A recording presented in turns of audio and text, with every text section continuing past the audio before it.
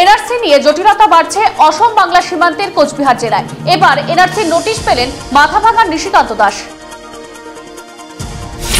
আবারও জলে ডুবে অস্বাভাবিক মৃত্যুর ঘটনা। এবার কোচবিহার শহরের সাগরদিঘি থেকে দেহ উদ্ধার হলো এক প্রবীণার। কোচবিহারে উদযাপিত হলো কার্গিল বিজয় দিবস। শ্রদ্ধার সাথে স্মরণ করা হলো বীর সৈনিকদেরও।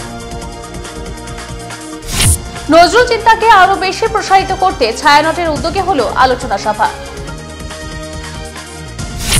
সুস্থ সংস্কৃতি প্রয়াসে শনিবার এবিটি এর পক্ষ থেকে একটি সাংস্কৃতিক অনুষ্ঠানের আয়োজন করা হয় তুফানগঞ্জে।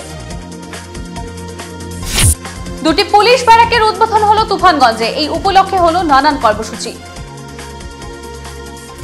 শনিবার কোচবিহার শহরের একটি লজ থেকে দেহ মেলার ঘটনাকে ঘিরে চাঞ্চল্য ছড়ায়। ঘটনার তদন্তে নেমেছে কোতোয়ালি থানার পুলিশ।